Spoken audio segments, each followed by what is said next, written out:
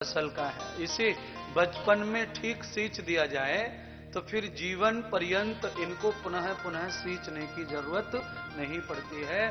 फिर भी अपनी सुरक्षा के लिए सत्संग, भागवत ज्ञान, सत्संग, गुरु वचन, गुरु सानिध्य समय समय पर लेना चाहिए, जिससे आदमी रिफ्रेश हो जाता है, बार बार शुद्ध हो जाता है, सुरक्षित हो जाता है, स्वच्छ हो जाता है।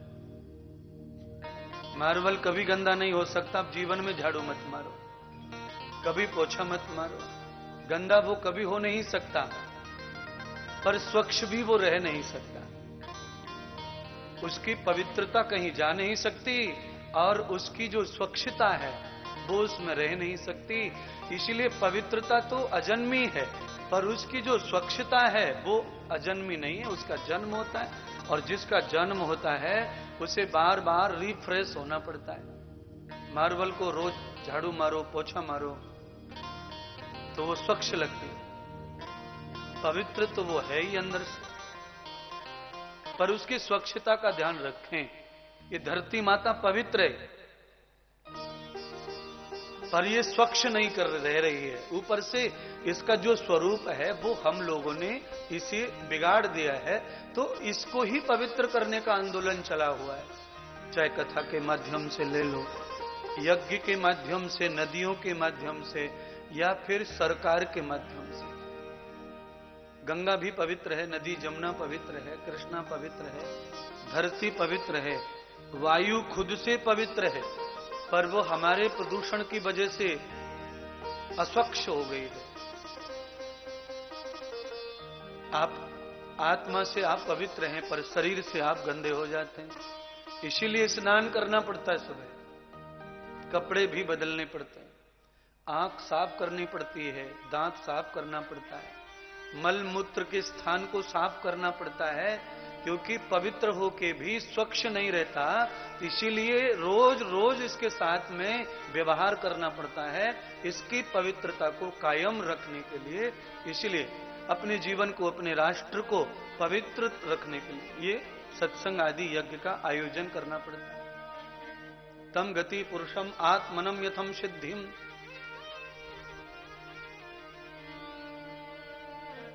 आत्मा की सिद्धि जन्म से नहीं होती।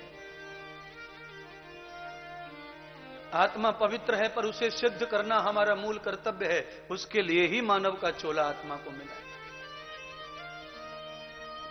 नहीं तो किसी दूसरे शरीर में जाने में हानि कुछ नहीं। भैंस बन के भी आनंद की जिंदगी गुजारी जा सकती है, जिसमें 1 रुपए का कोई धोखा नहीं है। मनुष्य के जीवन में रोज धोखा है। आप छोटी सी गलती कर दो, कानून आपके पीछे पड़ जाता है। भैंस के पीछे कोई कानून नहीं पड़ता, चाहे किसी के भी खेत में कूद पड़े। 2-4 डंडों की बात है, पिटाई हो सकती है, पर कानून उसे तकलीफ दे सकता नहीं। आपके हाथी आ जाए, गुस्सा हो जाए, आपके सुंदर से महल को तोड़ दे, तो आप कुछ नहीं कर सकते उसका। कोई कुत्ता आके आपके घर में टांग उठा के मूत्र कर दे, आप कुछ नहीं कर सकते उसका। कोई कानून ऐसा नहीं है जो आप उसे जेल भेज दें, वगैरह वगैरह। इसीलिए सारे संसार के जितने शरीर है सभी स्वतंत्र हैं आनंद भोगने में। केवल मनुष्य ही आनंद भोगने में स्वतंत्र नहीं है, ये परतंत्र है, मजबूर है, आनंद को खोजता रहता है, कहीं मिल जाए।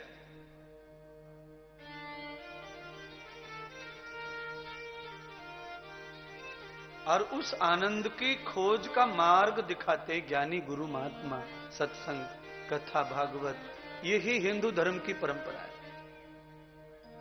इसी सभ्यता के तहत हम लोग अपने जीवन को रोज उन्नत करते हैं। और बार बार मेरे मुंह से इंग्लिश निकल रही है, यानी कि रिफ्रेश करते हैं, शुद्ध करते हैं। मैं बहुत कम बोलना चाहता, मैं बोलता ही नहीं इंग्लिश वगैरह, पर आज निकल रही है। ज्यादा पढ़े लिखों में आगे इसलिए हो रहा है कि कभी देख, जो माहौल है ना, उसको देख के कभी कभी आदमी की विचारधारा भी बदल जाती है। अभी समय कुंभ चल रहा है इलाहाबाद में, अर्थात प्रयागराज में। तो आप कितने भी नालायक हो, पर अगर आप वहां पहुंच जाएंगे तो आपके मुंह से कुछ न कुछ अच्छा निकल जाएगा। क्योंकि आपके दाएं बाएं आगे पीछे चारों तरफ कुछ न कुछ नया हो रहा है। वहां कोई गंगा की जय बोल रहा है, कोई यमुना की बोल रहा है, कोई त्रिवेणी की बोल रहा है, प्रयागराज की बोल रहा है, कोई हर हर महादेव बोल रहा है, कोई जय श्री। तो किसी न किसी का प्रभाव जीवन पर पड़ जाता है, तो हमारी नास्तिक बुद्धि भी आस्तिक हो जाती है। माहौल देख करके ये बदलाव आता है।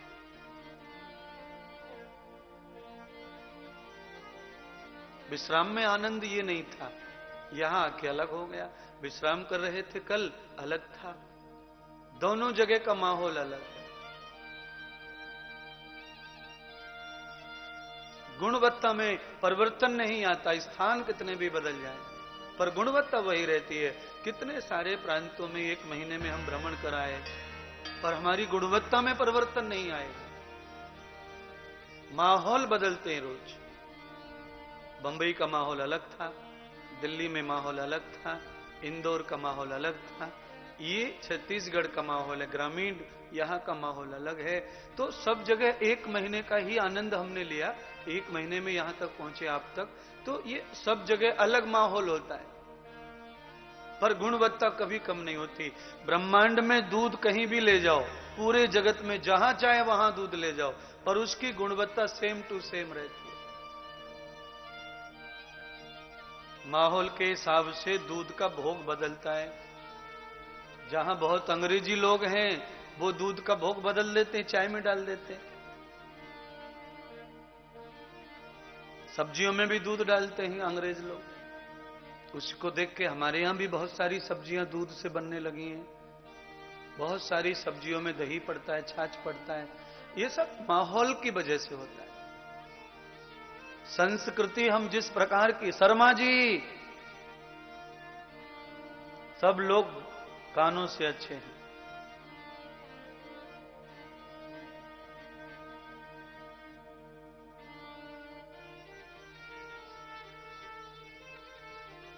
माहौल, अपने अपने माहौल से आदमी की उन्नति जुड़ी है, अवनति जुड़ी है, आनंद जुड़ा है, सुख संपदा जुड़ी है, परंपरा जुड़ी है। जीवन के हर पहलू का सुख आप किसी संस्कृति से या माहौल से ही प्राप्त करते हैं। भागवत का यही महत्व है। भागवत क्या है? एक संस्कृति आर्यों की, और उस संस्कृति से जब हमारा संबंध आता है तभी हम झूमने लगते हैं आनंद में। आज के ही दिन आप झूमेंगे, ये मेरा गारंटी है, रिकॉर्ड है। अभी क्या है? अभी आपका तालमेल भागवत से मिलने में देर लग रही है, लगेगी। मेरा काम वही है। अभी कड़ी काटूंगा, छेनी हथौड़ा चल रहा है, कड़ियां कट रही हैं, फिर मुड़ेंगी, फिर बेल्डिंग होंगी, फिर जॉइंट होंगी, तब सांकर बनेगी, और तब किसी को भी बांधा जा सकता है। धीरे धीरे आप जुड़ जाएंगे भागवत के आनंद से, परंपरा से। अच्छा, कौन ऐसा है जो परिचित नहीं है? सब तो जानते हैं हमें। ये तो सब जानते हैं कि ये जो विराट पांडाल है, ये तो पूरा कम पड़ जाता है हर साल।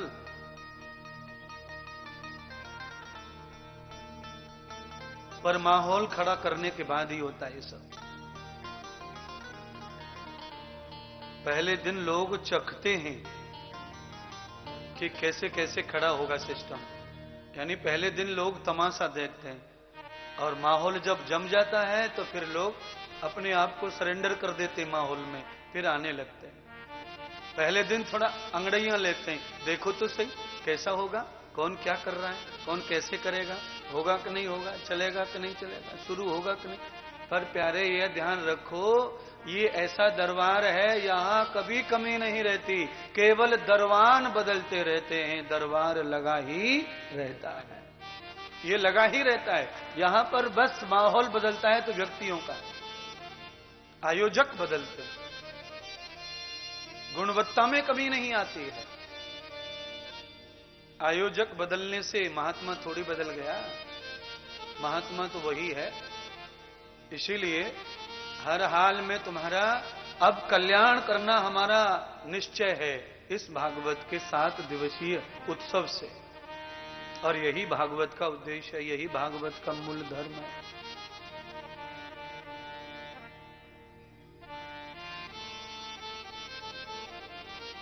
इसलिए प्रयत्न यही होना चाहिए आपके जीवन से कि मानवता का श्रृंगार कभी छूट न जाए। मैंने आपको दो तरह से आज परेशान किया है। एक तो मैंने आपको कहा कि आपसे तो पशु अच्छा है, जिसे कोई परेशान नहीं करता। हमारे तो बच्चे भी हमें परेशान करते हैं, ये ध्यान रखना आप।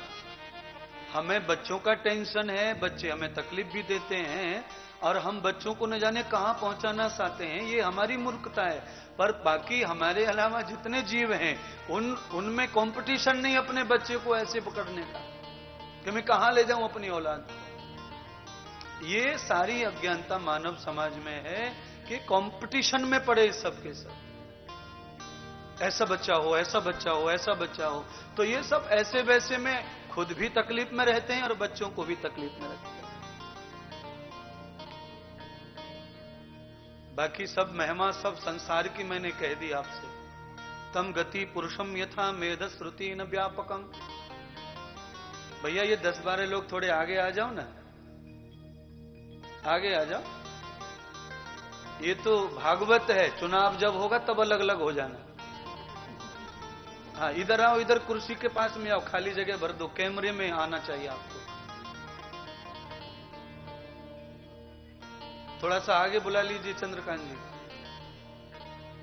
हाँ, यहां बुलाइए, जहां आप खड़े हैं वहां बिठाइए। हाँ,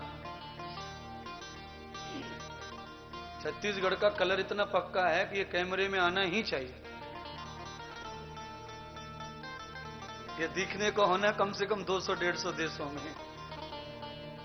अच्छा, वैसे साउथ अफ्रीका वाले तो अपना भाई मानेंगे तुमको, उनके साथ मैच हो जा रहा सिस्टम।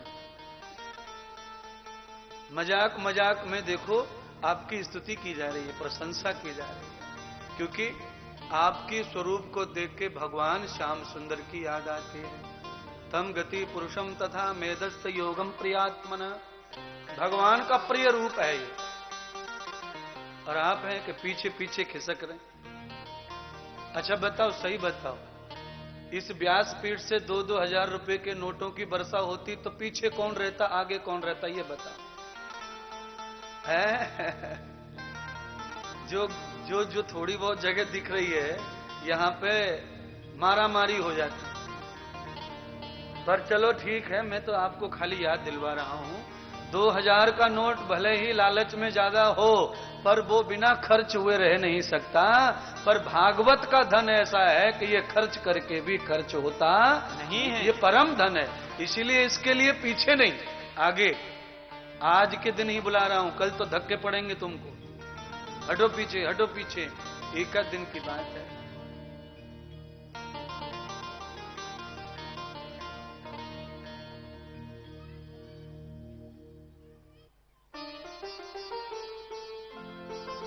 एक महात्मा जी की बात याद आ गई है, फिर इसको कह के एक भजन सुनाएंगे।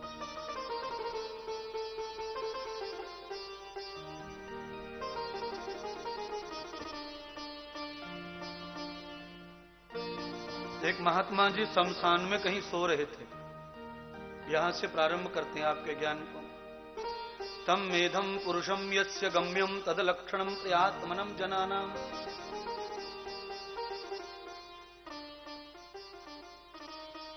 शमशान में सोने हुए महात्माओं को देखा पारवासियों ने। आप लोगों में से कोई महात्मा पहुंचे और उन्होंने बाबा को जाकर कहा, बाबा कुछ ओढ़ने को लाऊं, बिछाने को लाऊं, आप कहां धरती में ठंडी में सो रहे हो, आपके पास कुछ ओढ़ने को बिछाने को नहीं है। महात्मा ने कहा, तुम्हें नहीं दिख रहा है, मेरे पास में सब कुछ है। और भैया भगवान ने मेरे साथ में मेरा बिछोना, मेरे तकिया, मेरा बिस्तर भेजा हुआ है। आदमी को समझ में नहीं आया तो महात्मा से पूछा, महात्मा जी कुछ दिखाई नहीं दे रहा, आप तो नंगे उघाड़े पड़े जमीन पर। महात्मा ने अपना सीधा हाथ गर्दन के नीचे लगा रखा है, धरती पर लेटे हुए हैं। तब उन्होंने कहा, धरती ओढ़न धरती बिछावन, धरती का सिरहाना। अरे महात्मा जी, ये तो ज्ञान की बात है, पर सच में आपके पास नहीं ओढ़ने को लाऊं क्या? और फिर आप ऐसा करो कि आप यहां क्यों रह रहे? जहां सब लोग रहते हैं आप वहां चलो, हम अपने घर पे जगह दे देंगे आपको। आप वहां रहिए, वहां लोगों से मिलो, लोग आपसे मिलेंगे। अच्छा, महात्मा जी ने पूछा कौन कौन मिलेगा गांव में? तो ठेका पार वाले ने कहा वो मिलेगा, वो मिलेगा, फलाना ढिकाना ढिकाना। आज मिलेंगे, फिर कल भी। महाराज कल का नहीं बता सकते, किसी को कोई काम होगा, कोई जा भी सकता है, कोई इधर जाएगा, कोई उधर जाएगा, कोई उधर जाएगा, कोई उधर जाएगा। तो महात्मा जी ने कहा कि सब लोग इधर उधर जाएंगे तो हम कहां कहां किसी को ढूंढेंगे। इसीलिए ए भैया यजमान, तुमने हमसे कहा गांव में सब लोग मिलते हैं, वहां चलो, पर सब लोग गांव में कभी नहीं मिलते, क्योंकि वो भी इधर उधर भटकते हैं। एक बात हम पूरी तरह जानते हैं कि धीरे धीरे करके पूरा गांव ही शमशान आ जाएगा। इसीलिए हमें नहीं, वो ही लोग हमसे आके मिलेंगे और परमानेंट हमारे पास हो जाएंगे। कोई फिर कहीं जाएगा नहीं, आएगा नहीं। इसीलिए हमें संसार नहीं, हमें शमशान ही प्रिय है। अब आप कल्पना करो महात्मा क्या बताना चाहते हैं। महात्मा ने कहा कि हम शमशान में ठीक हैं, क्योंकि जिनसे हमें मिलना है वो धीरे धीरे सब यहीं आएंगे, और यहां आने के बाद उनके मामा के यहां शादी रहती नहीं है फिर, पर वो वहां घर पे मैं जाऊंगा तो किसी बहाने में रहेंगे। अरे गुरुजी, हम इसीलिए नहीं आए कथा में कि वहां गए थे, वहां ये हो गया था, वहां वो हो गया था, वहां ऐसा काम निकल गया था। तब महात्मा ने कहा भैया इसीलिए हम उनसे मिलना नहीं चाहते, उनको तो इतने काम है कि वो आज मिलेंगे, कल फिर ढूंढते फिरो उनको। इसीलिए थोड़ा इंतजार करेंगे अकेले रहकर, धीरे धीरे सब यहीं आ जाएंगे और सबसे हमेशा के लिए यही मुलाकात होगी और सब साथ में रहेंगे। आप जरा इस बात को समझने का प्रयत्न करो। एक ही द्वार ऐसा है महात्मा का जहां सबको जाना है, वहां जाने वाला कभी बिछड़ता नहीं, ऐसा भागवत का प्रमाण है। तम भागवतम यथा गम्यम प्रेत प्रधान सुख।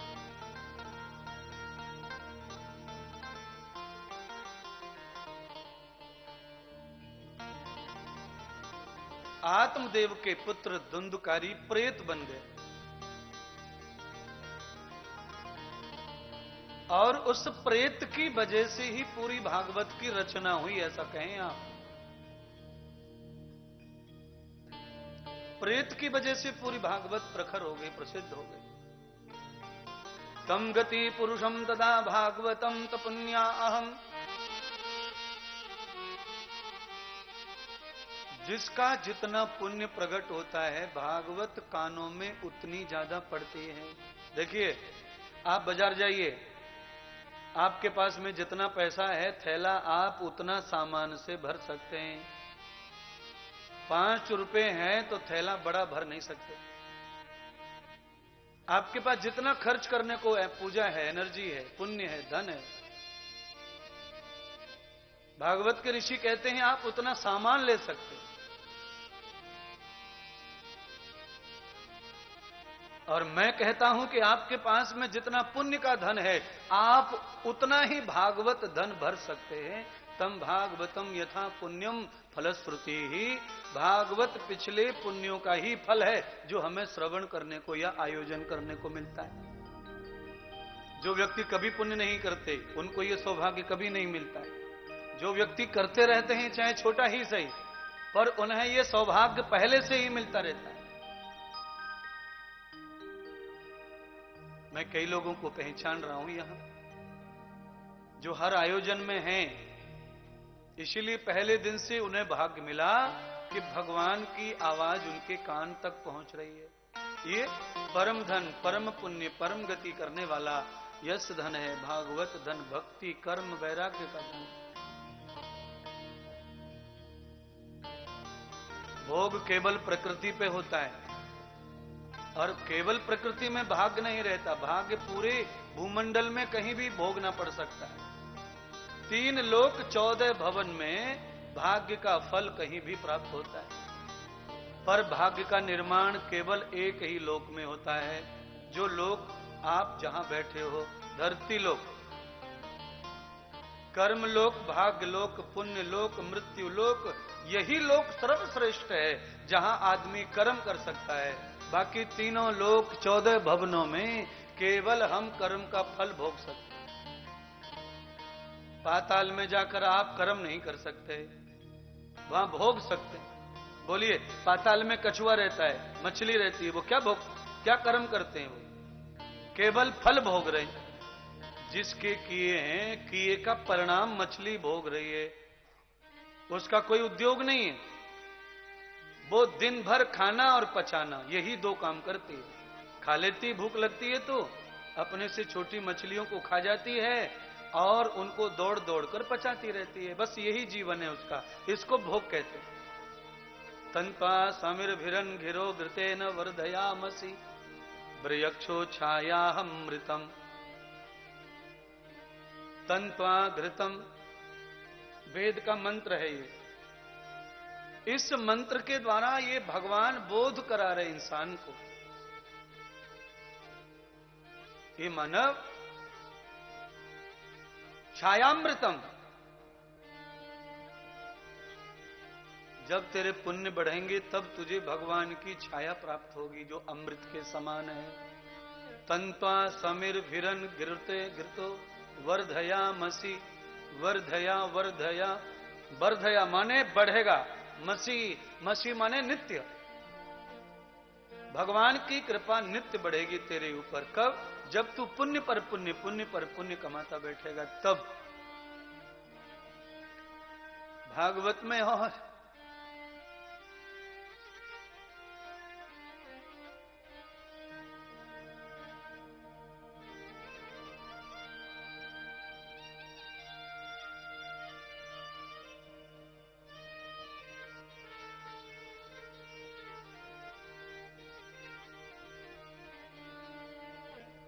इसलिए भागवत के द्वारा ही एक सुंदर से पद को गाया है हमने। उस पद में भी आपके जीवन का रहस्य छुपा हुआ है। जो मैं वचन कह रहा हूं, वही वचन, वो पद भी, वो भजन में 2 कड़ी गाऊंगा। उससे आपको और समझ में आएगा जीवन का उद्देश्य, जीवन का लक्ष्य, जीवन का महत्व, मानवता का कारण, सब चीज उसमें समाहित है।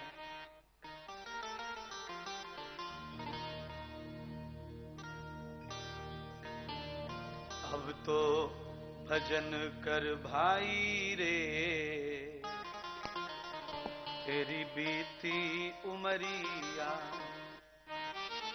बीती उमरिया, तेरी बीती उमरिया। अब तो भजन कर भाई रे, तेरी बीती उमरिया। भजन कर भाई रे, तेरी बीती उमरिया। अब तो भजन कर भाई रे, तेरी बीती उमरिया। बीती उमरिया, तेरी बीती उमरिया, बीती उमरिया, तेरी बीती उमरिया। अब तो भजन कर भाई रे, तेरी बीती उमरिया। अब तो भजन कर भाई रे, तेरी बीती उमरिया।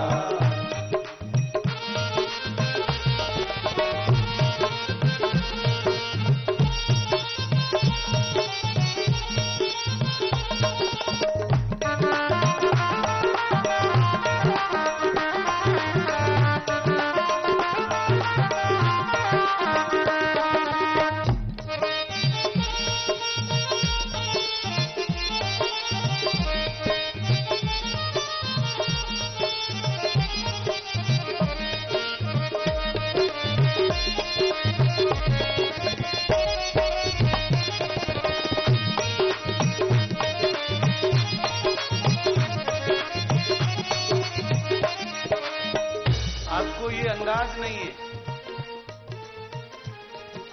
भजन की महत्ता क्या है। चटकोले वाले भजन नहीं है ये, चेतना है इनमें। जागृत कर रहे हैं हम आपको। आप कह रहे हैं महाराज 3-4 बरस से तो आपके साथ ही हैं हम लोग, इसीलिए तो मैं आपको समझाना चाहता हूं, आप हमारे हैं। बहुत गई थोड़ी रही अब ये हूँ बीती जात। पहली साल आया था ना, ज्यादा दिन नहीं हुए, तब कई लोगों के बाल काले ही थे। अभी मैंने देखा तो यहाँ सफेद, यहाँ सब, ये क्या हो गया है? मेरे जो की त्यों आपके घट बढ़ रहे हैं। अब तो भजन कर भाई रे तेरी बीती उमरिया, अब तो भजन कर भाई रे तेरी बीती उमरिया, बीती उमरिया तेरी बीती उमरिया, बीती उमरिया तेरी बीती उमरिया। अब तो भजन कर भाई रे तेरी बीती उमरिया, अब तो भजन कर भाई रे तेरी बीती उमरिया।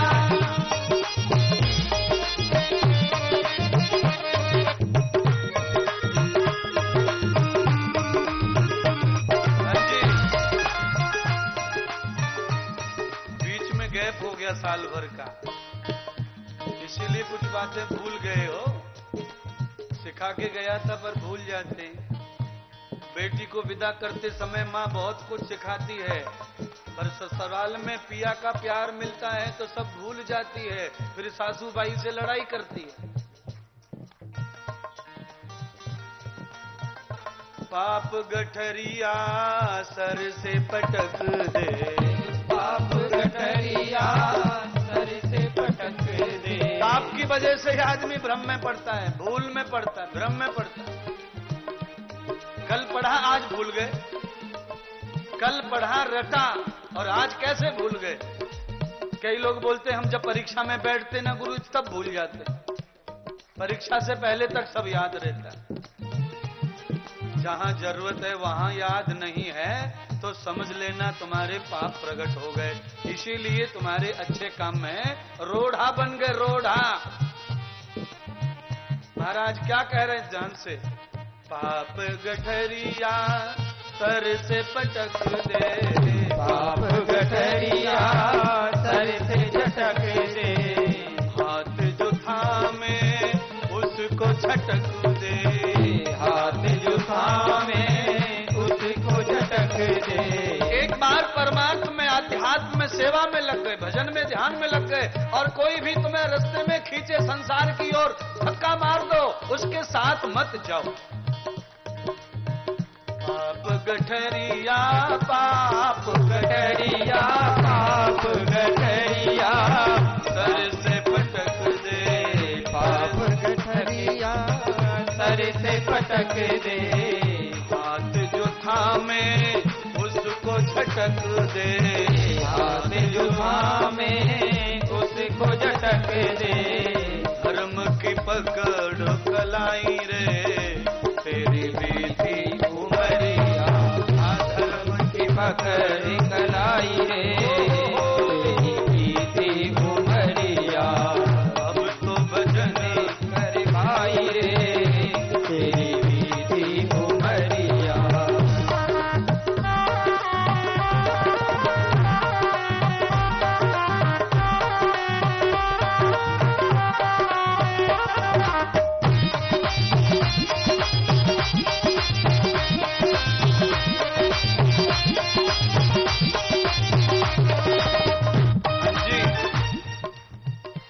साल में संकल्प लिया है कि नाचेंगे नहीं।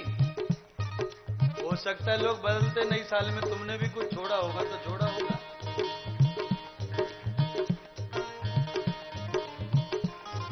इस बार कुछ तंबाकू खाने वालों की संख्या ज्यादा दिख रही है, बढ़ गई है, बढ़।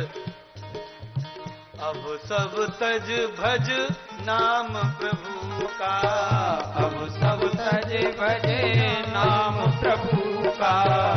नाम प्रभु का भज, नाम प्रभु का भज, नाम प्रभु का भज,